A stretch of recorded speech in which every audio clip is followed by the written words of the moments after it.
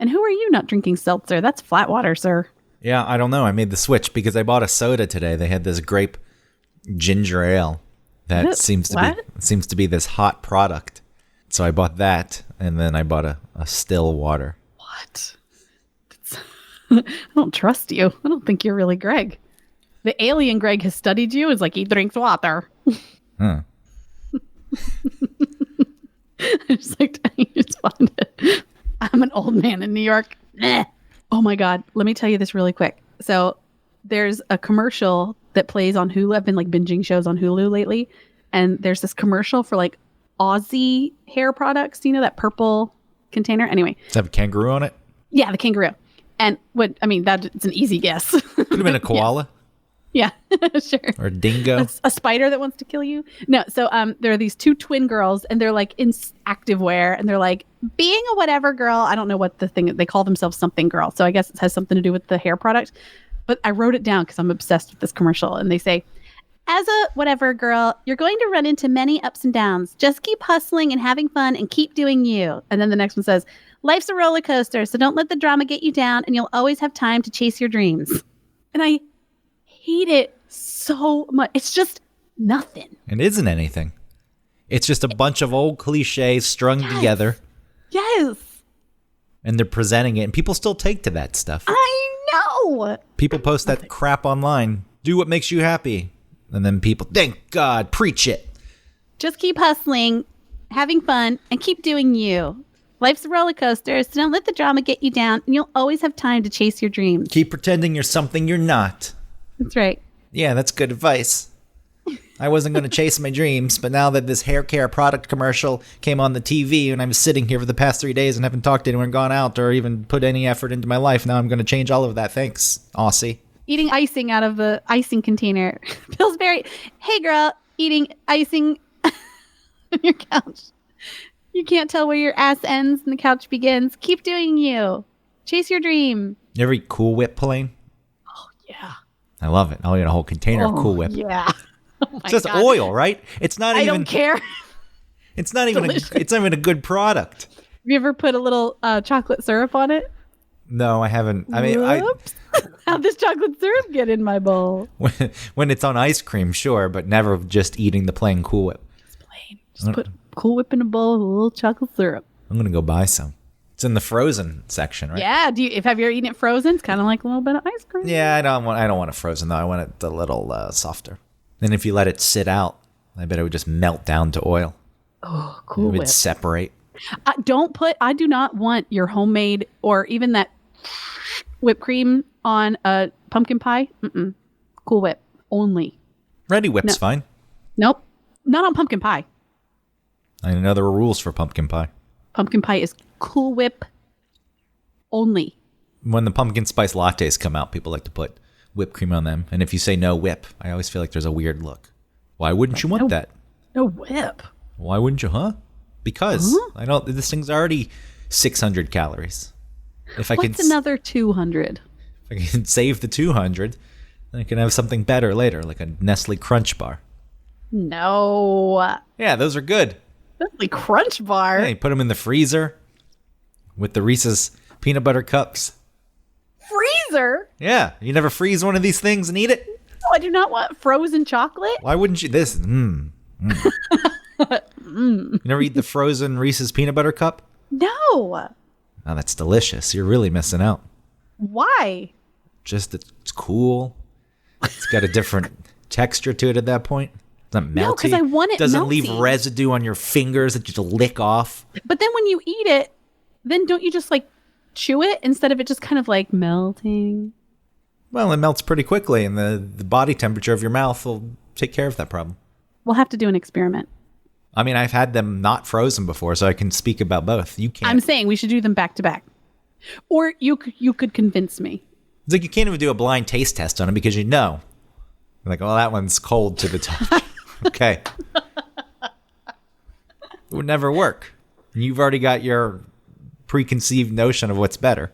I 100%, but my mind could be changed. I'll try it. All right. I'll put it in all right, I'll get a Reese cup. God forbid, at the end of it, you still get to eat a Reese cup.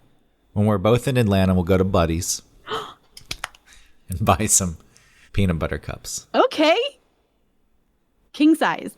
The share one. Yeah, the big one. So then 2 will go in the freezer and 2 will sit out. And we'll also get some Cool Whip. We'll walk to the Publix. What a feast.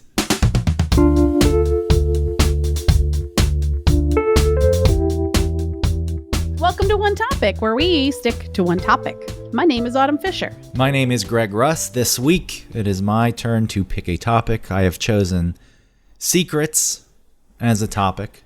Secret. And I don't know, part of it may be self-serving, but we'll get to that later in the show. I don't know if I actually, but we'll see how I feel and what I want to share when it comes to my own secrets.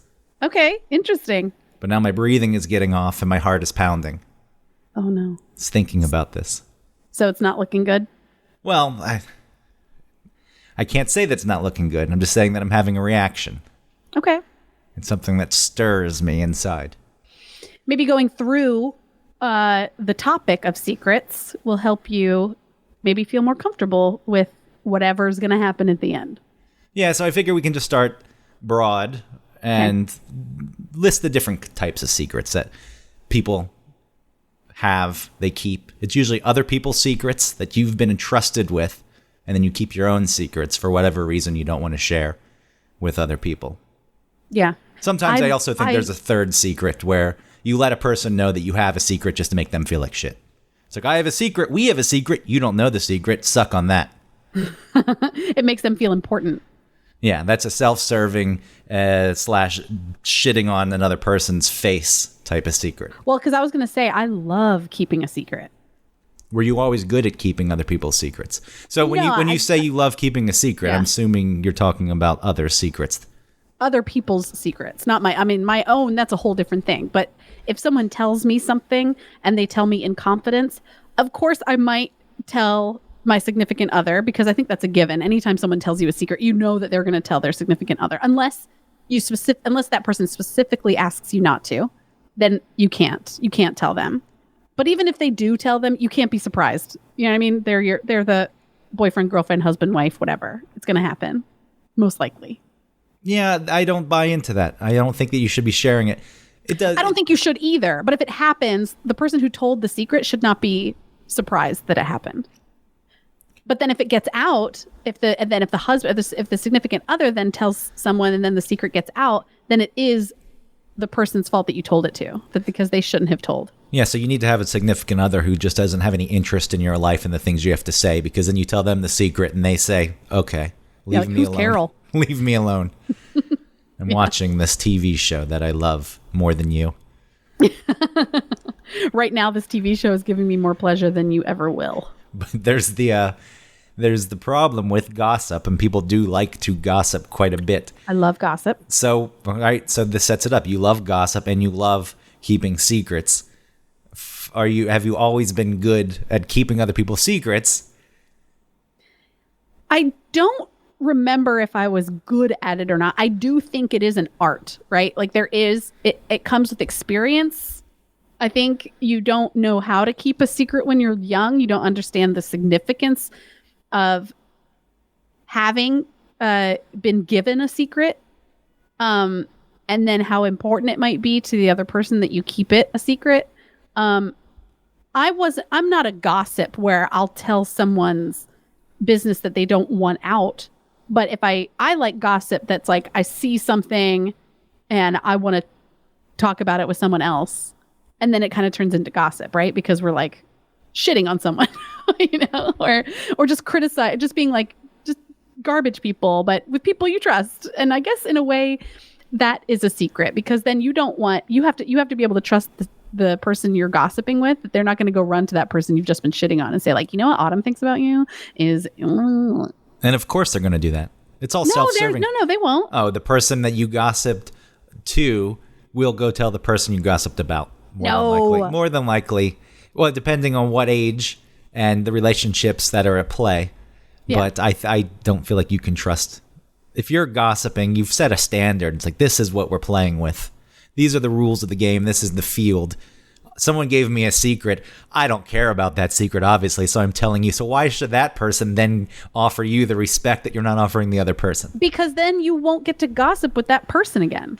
Because now that person, okay, so the third person now knows the secret that I think about them. Now I'm not going to go to that second person and tell them any of my secrets, which are not really secrets. They're just shitty ideas that I have about someone based on nothing. It's just fun to talk about people.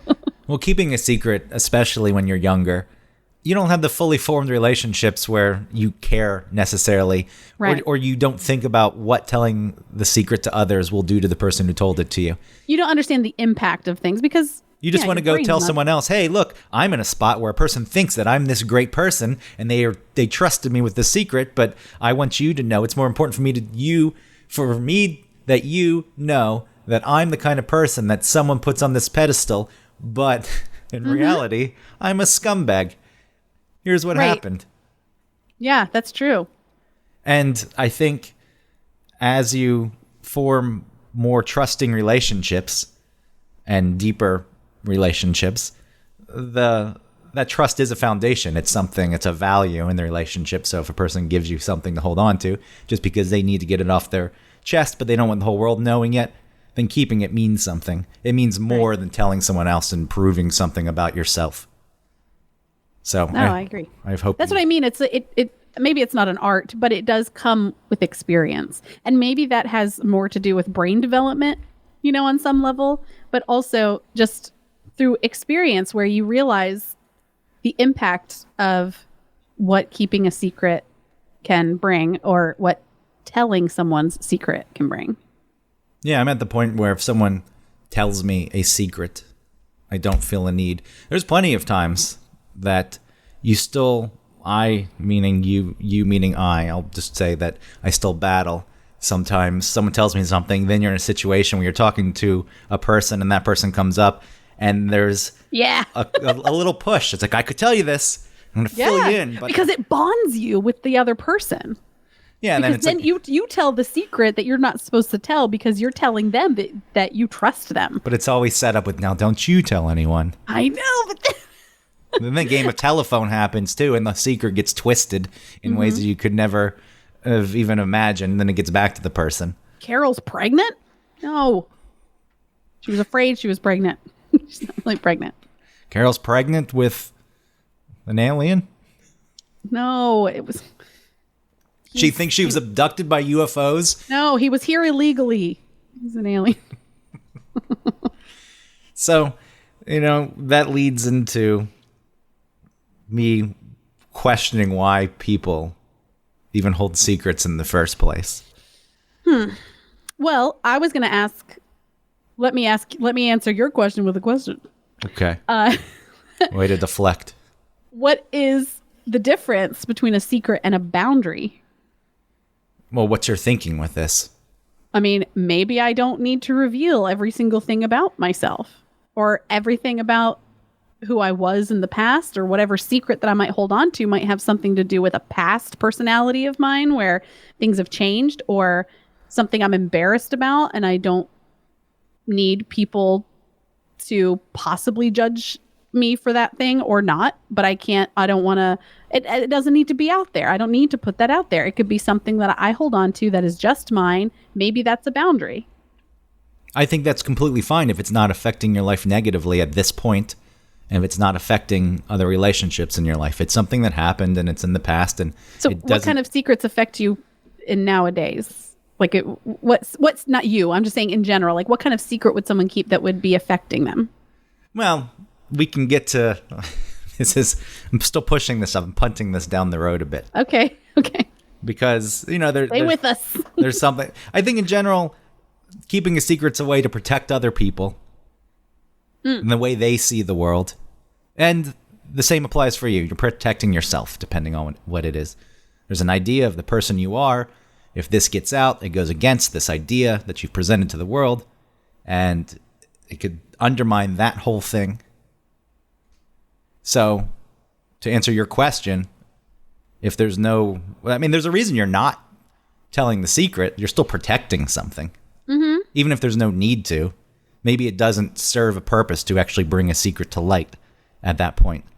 Right. If it's not affecting you negatively, if it's not changing the way you behave or you live your life really, but there's still a reason that you're not putting it out there. There's an idea of yourself that revealing a secret, no matter how big or small, could shatter for other people and for you. Right. So if there's specific things, is there anything, you don't have to tell me what it is, but is there anything in your life that you don't tell because you think that people would look at you negatively? Yeah, sure. And are those the secrets you keep? I guess they are. But I feel like it's okay to have some thoughts and ideas and even emotions that are just mine. They're mine. I don't have to share them. That's what I mean. It's kind of, when you're little, a secret is like, I stole Jeremy's bookmark. Like, that's my secret. It's very concrete. As you get older, secrets are sometimes secrets aren't physical things. I mean, I guess a secret could be like, I steal from grocery stores. That's a secret I don't tell. Something like that. But sometimes a secret could be just thoughts that you have that you don't want to share. And that you feel like if you shared, like you said, it would affect how someone else might think of you, or someone might put more importance on something that you think, where you know that it's not important in your head. You know what I mean? Like, to you, it's not important. And so someone might, I guess, in a way, judge it. Yeah. I think that's the real reason a lot of these things are kept.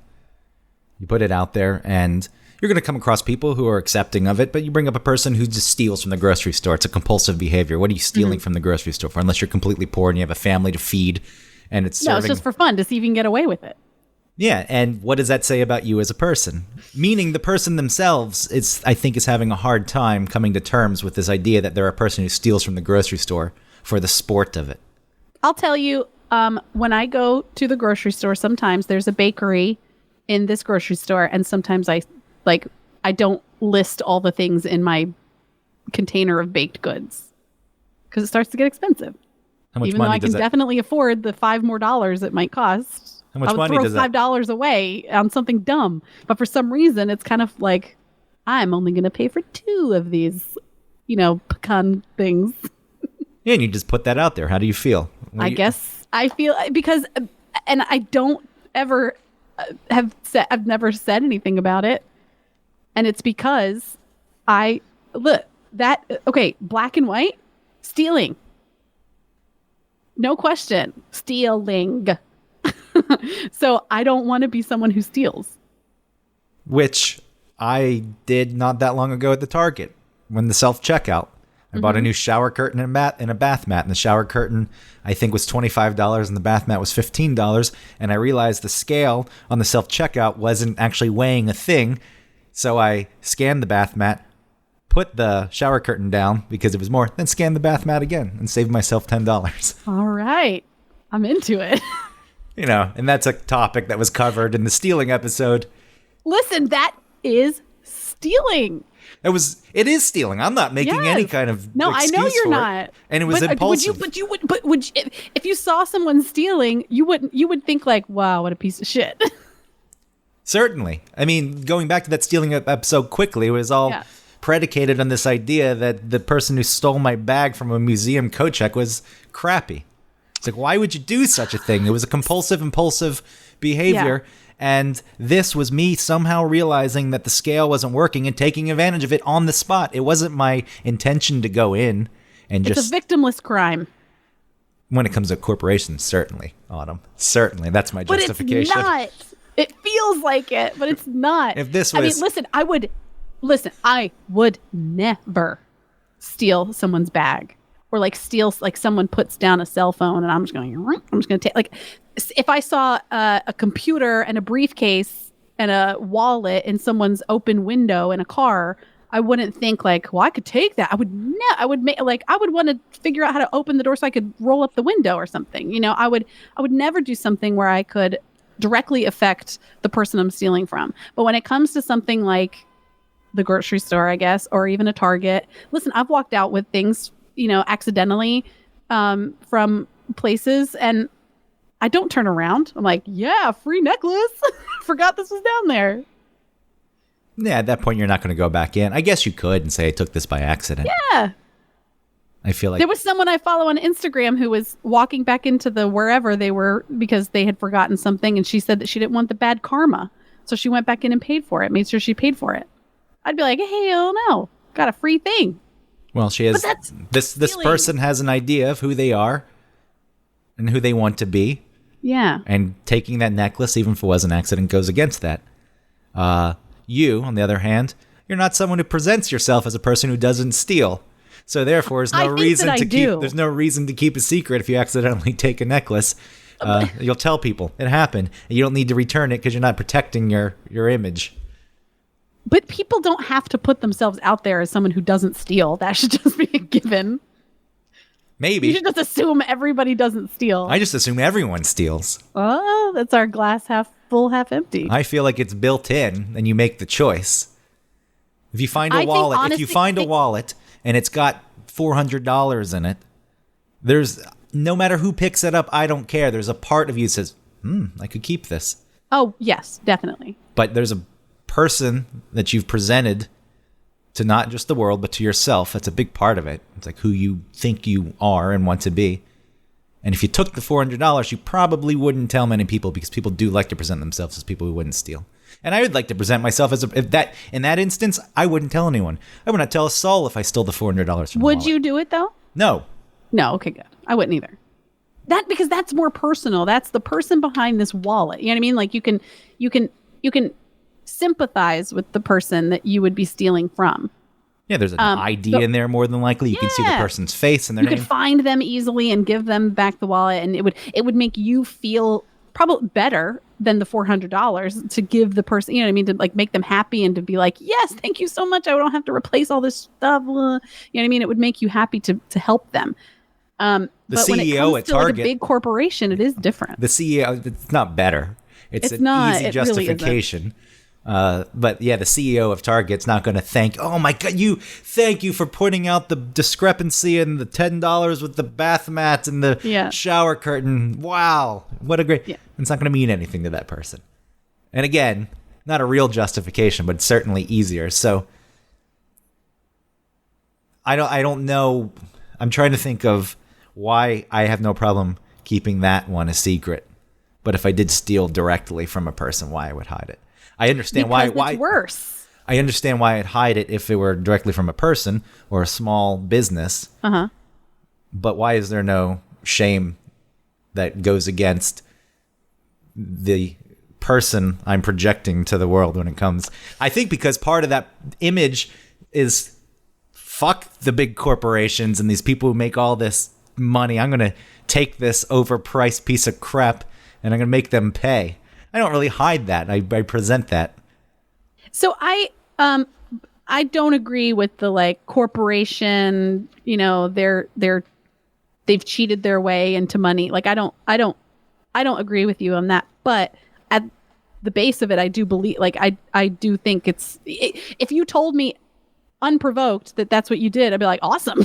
You know what I mean? I agree with you there. But I think it's because there's so many things in a store like that where their margins are so big that you doing that doesn't affect much. I don't even know if their margins are that big. I think they may be smaller because they sell in bulk. There's so many people coming to shop that ultimately the margins are probably lower. Think of Walmart, for example. So, you know, that's not even a good justification. In my mind, it's more so the rebellion to authority because the corporation is so big, it represents something that's got power over me, something I could never touch in any capacity. Right. So you're finding your power. So yes, you're regaining some power there. There's a little, and that's really just a defiance that I have presented, and it doesn't go against who I am. So therefore, I have no problem presenting that. I don't need to keep that one a secret. Right. That's ultimately what it boils down to. I don't want to be the person who steals anything. but I do. Bread. I shouldn't. I think on the hierarchy of things, bread, most people will forgive. Baked goods. Yeah, cookies. It's all like cookies and, maple pecan twists. They're really good. And oh my God, they're like 89 cents for 2. So if I got 4, it's like a lot. I think a lot of times, though, keeping a secret actually stops change from happening. Within yourself? Yes. If that makes sense. Sure. Because the more you hold on to it, again, if this is in direct conflict with who you are and what you want people to think about you and what you think of yourself, that holding on to it does more. I think it just stagnates you and paralyzes you ultimately. Obviously, there are different sides of secrets here, but if there's something that is eating away at you, keeping it inside is going to cause more problems than actually letting it out and dealing with whatever consequences come with it. In the short term, it could make people think of you differently. Maybe they'll always think of you differently. Maybe it'll shock some people and they'll come around. Some people may be supportive right up front. For you, though, and your well-being and just giving yourself the freedom to grow and change. Yeah, I was going to say it's growth. Yeah, and it's a difficult thing. I get it, to not always want to put that out there. Right. So I'm still going to punt my thing down the road. Yeah, go ahead. I mean, it's all kind of leading up to it, and it's not going to be a huge surprise. It's something that's difficult. I feel like on this show, I'm pretty authentic. I think I put most stuff out there. There's no real secret of who I am. Mm-hmm. Nothing's fake. But I have a problem sometimes with myself, a conflict, because I've held on to this secret for a while.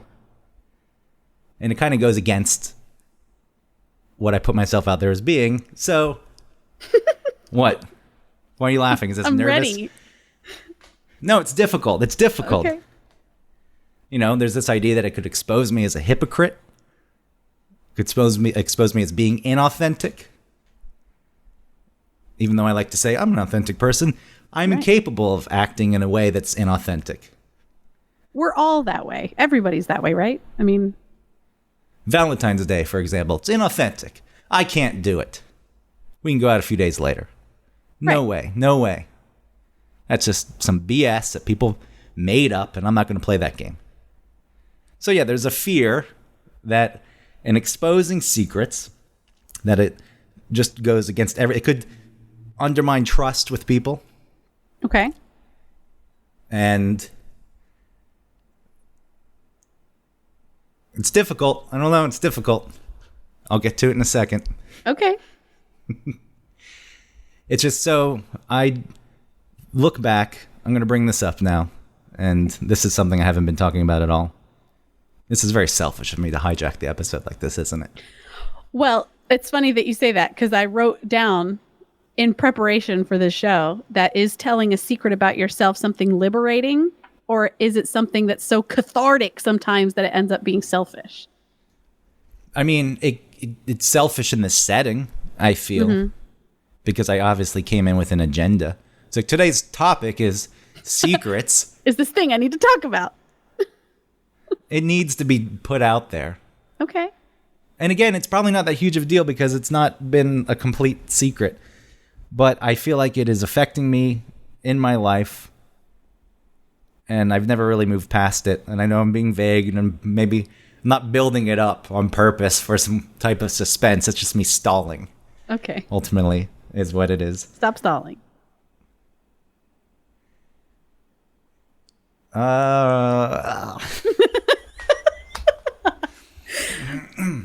It's so hard. Secrets are tough. No, because this is a secret that I've gotten into it before.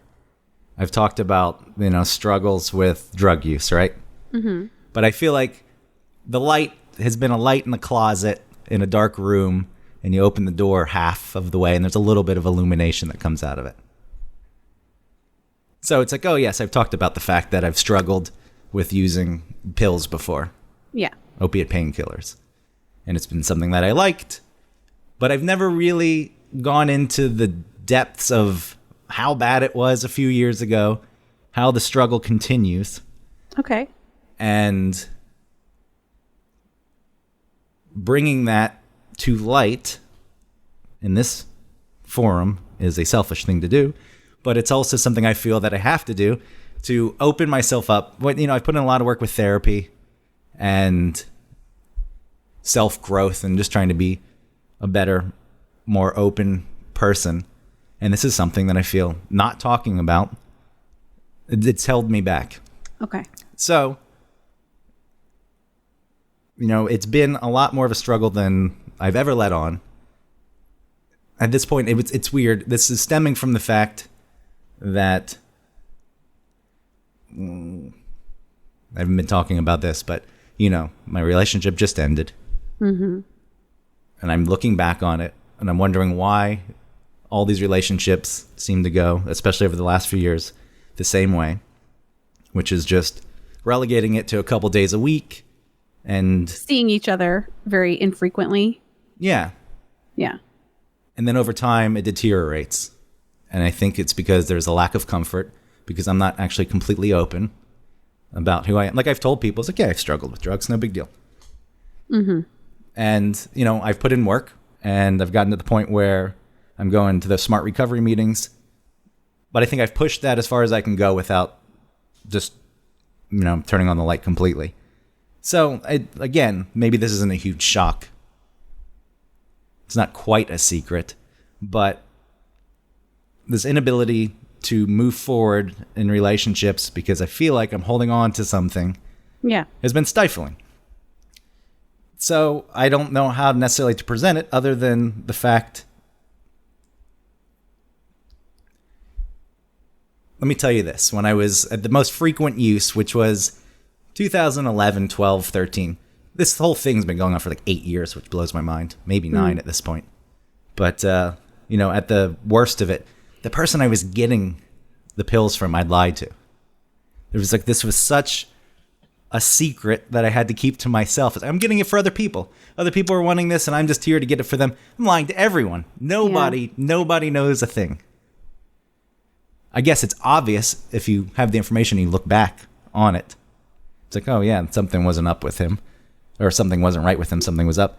But that is the level that this thing was a secret. Usually the person who knows how much you're using is the person you get the drugs from, and even that person I was lying, making up these stories that the person doesn't even care about. It's like, just give me the money. Yeah. So how much were you getting? Well, over the course of the years, and this is pretty gross. Okay. I think that I spent some rough math. It's like, I don't know. It's difficult. It's probably like, I can't. I'll tell you in a second. Okay. I know how much money was probably wasted, blown on this. Tens of thousands of dollars. Probably like 65,000. Really? Yeah, because that crap is expensive. How many were you taking at a time? Well, at a time, it was just... Because it was Vicodin?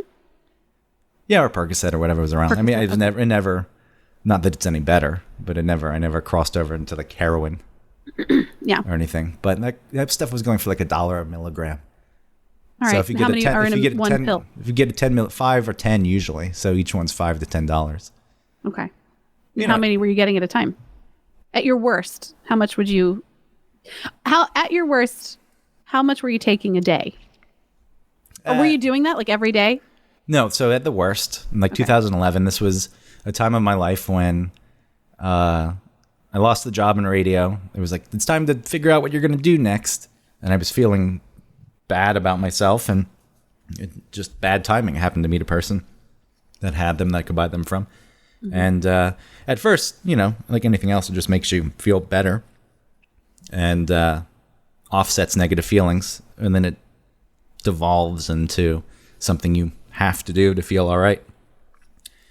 And it's hard to escape. So your question, at the worst, I mean, and in any given day, I never really went above 100 milligrams, which is a lot for some person who doesn't have a tolerance, but the tolerance builds pretty quickly. So each pill was 10 milligrams? Yeah, and it wasn't all at once. It'd be over the course of a day. That's still, I mean, a day. It's still a lot. Yeah, so it's like $100 right there. Yeah. A day. And then it's more not the amount spent at once, but the amount spent over time. Because it would just keep going. Yeah. And that went on for, a few years. And then I got out of that. And I never felt like I really removed myself from those. It just felt like white knuckling it. It's like, all right, I'm not doing this, but I really, really, really want to do this. Right. And then, over the course of the years, there'd be times. It never got as bad as it was before, but there'd be times when I'd slip up for a few months at a time, not every day, but this happened last year from like January to June, just like once a month for 2 weeks. Really? Yeah. And then I've told, I'm going to therapy and I talk about this vaguely. I did bring that up in therapy. That was the first time I ever even admitted. I'd said before, it's like I had this struggle and made it seem like it was a past thing. It was the first time I admitted that it was actually still going on. So that was last summer. And I also told Christina, my girlfriend, at the time that, that was happening too. So that was a first step, but it's still like not shedding the full light on it. Right. And I mean, I feel like that sums it up pretty much. Is that the secret? That it was worse than anyone ever knew. That I was operating in complete isolation and secrecy and lying to every person and going to therapy and not being completely open about it and not people. Yeah. That's the secret. Man, so I know it took a lot for you to tell it, but it doesn't feel that crazy.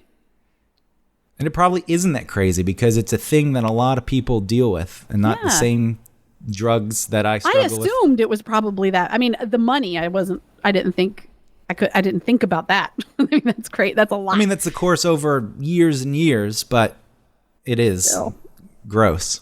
Yeah. Well, even a day, $100 a day. And I know what you're saying is like, I knew that that's probably the reality is like, this is something, especially now, it's very well known that a lot of people struggle with it. But sometimes secrets are just a poison. Anything you keep to yourself like that is a poison. It eats away at you. And it goes, really does. And it part of it is this idea. It gets to the point where this has gone on for that long and I didn't know and I was around you. And so, there's a fear that it undermines a person's trust in you, which usually isn't the case. Like, I think the people that I'm friends with are people who are somewhat understanding of this. Some people are going to judge you for it and think of you differently.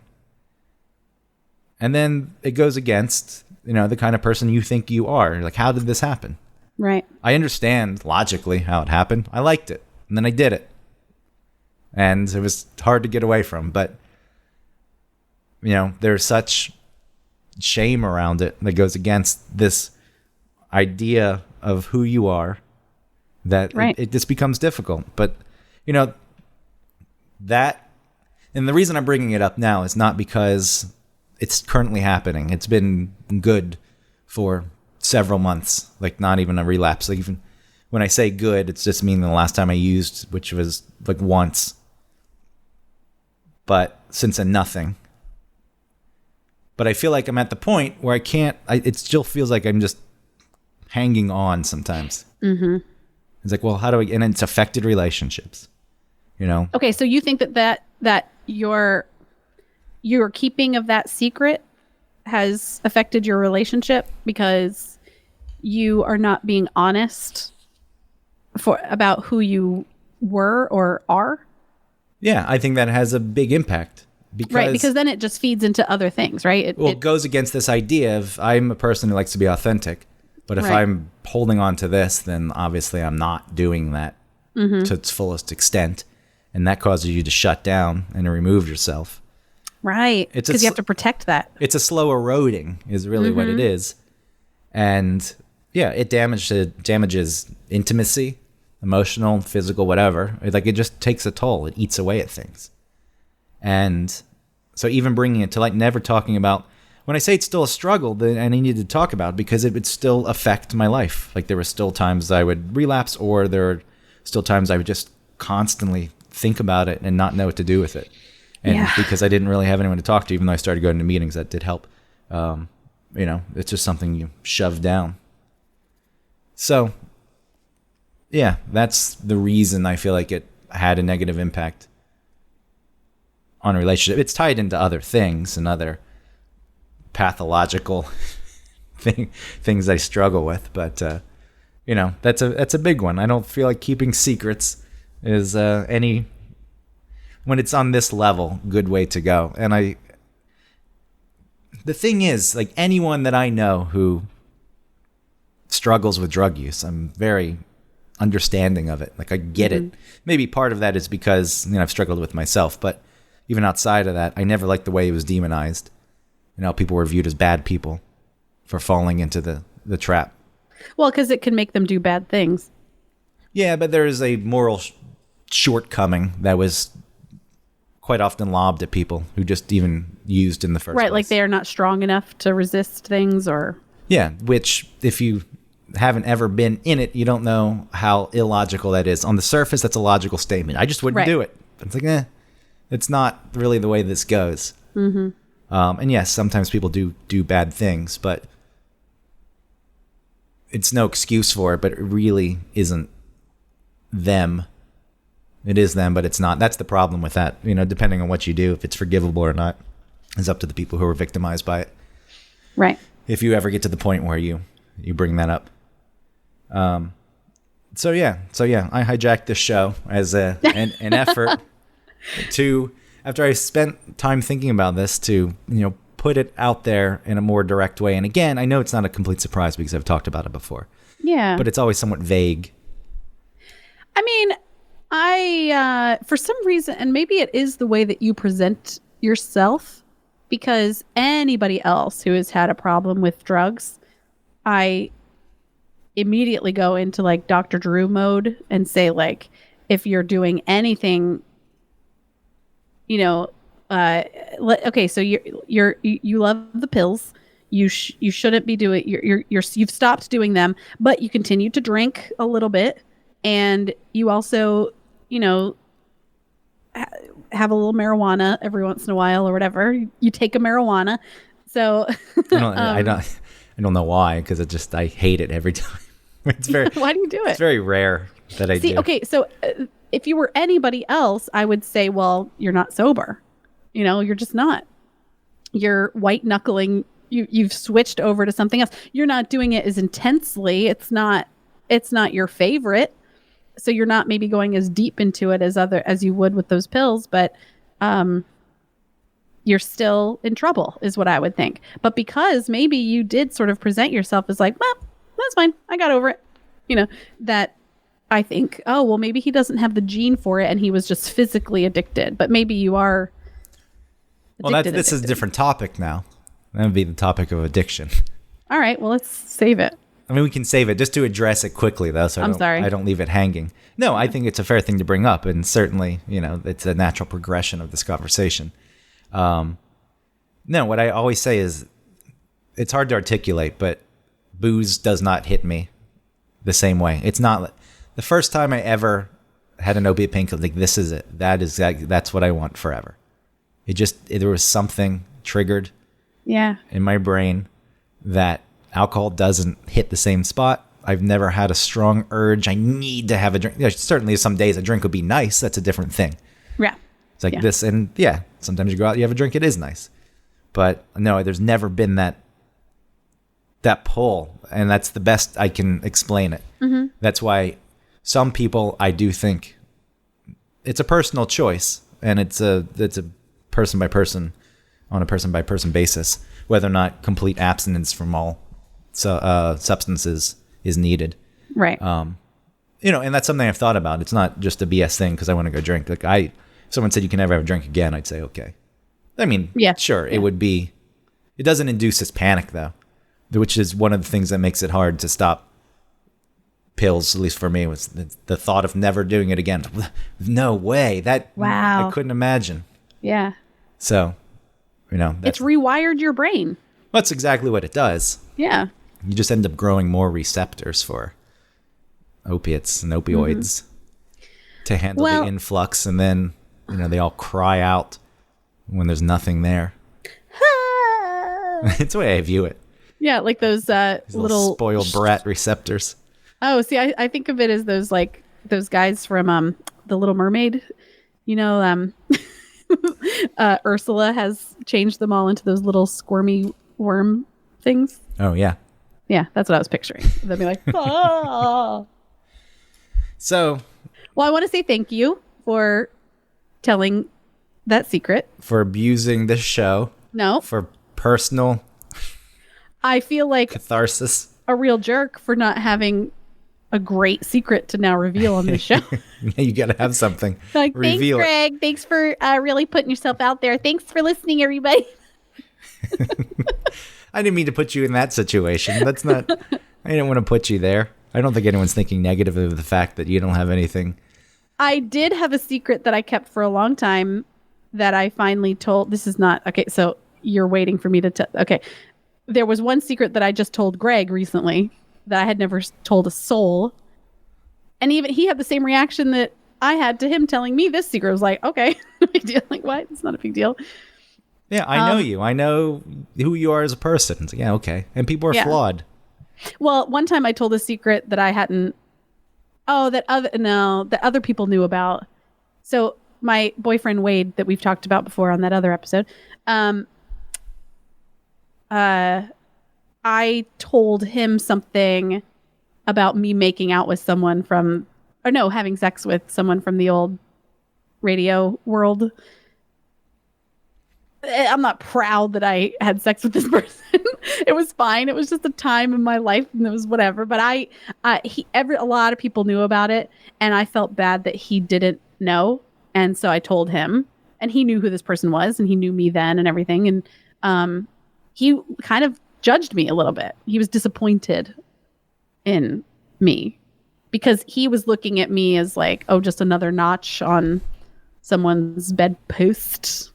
And maybe it can be seen that way, but for me, it was not that at all. I wasn't like seduced by him. I wasn't like taken advantage of, or there was no like power play or anything. It was, I wanted that and he obliged, so but that was a time when I did tell a secret and I was kind of judged. Yeah, and it doesn't feel good and some people will judge you for it.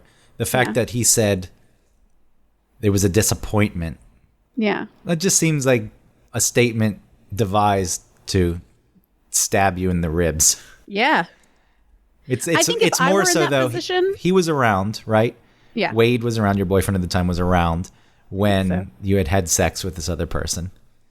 So in his mind, I don't know how it played out, but I would assume it's like, well, I knew her and I didn't know that happened, and now I'm dating her, and now I have to think about this happening under my nose, and it probably said something about him to himself that he didn't like. Mm-hmm. And so then had to take it out on you. Yeah, we weren't together at the time or anything. It wasn't like that.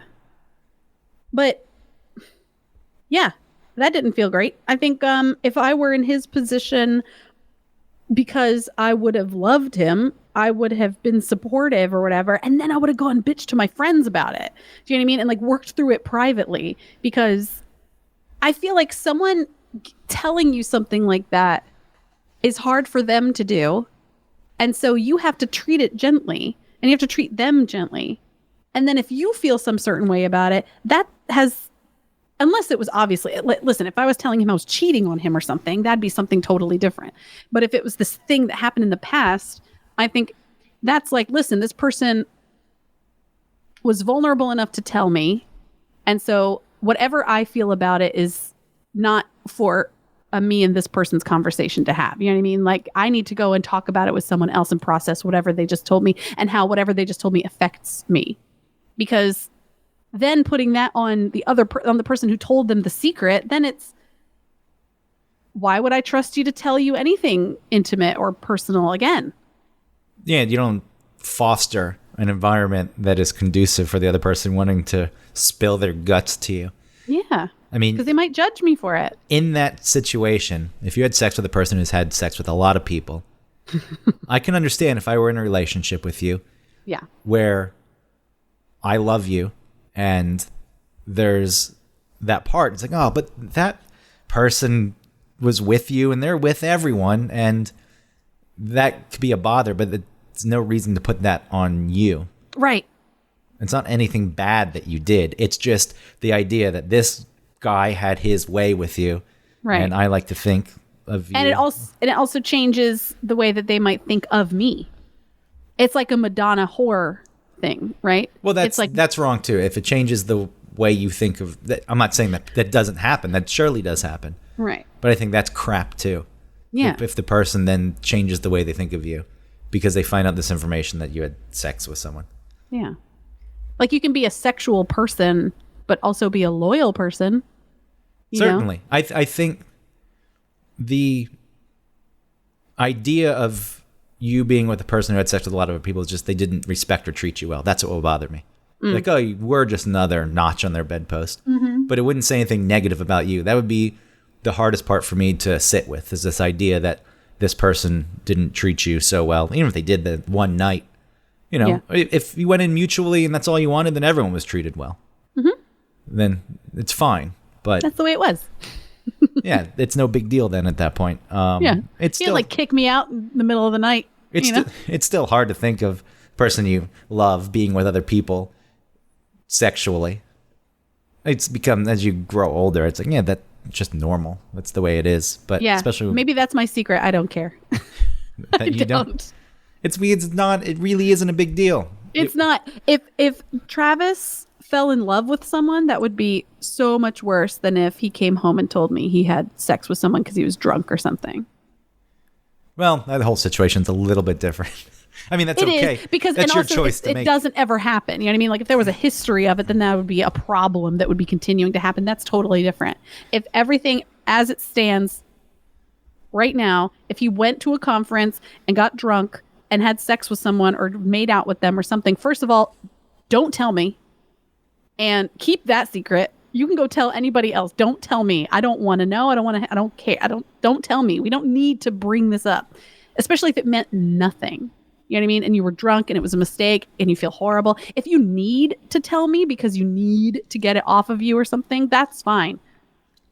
That is so much less meaningful than if he came back and said, I'm falling in love with someone else. But even if it didn't mean anything, it's representative of something.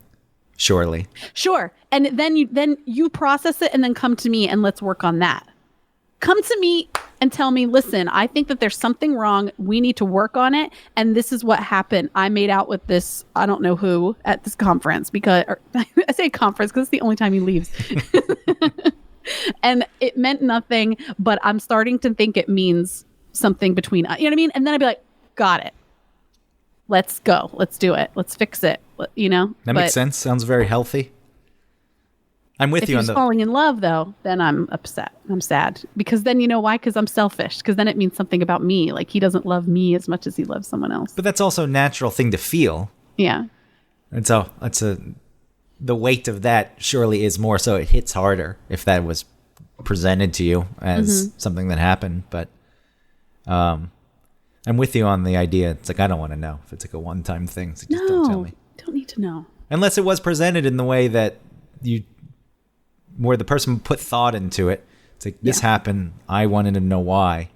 And this is the reason. And I've been feeling something weird in us. And so I let it go this far over here. And so I don't want that to continue. Let's work on something. But I don't think a lot of people have the ability to be so understanding about that. No. And that is, yeah, exactly. I don't feel like my reaction should be the norm. The other thing is too, if you tell a secret, you have to expect and accept whatever they give you, I guess. Certainly.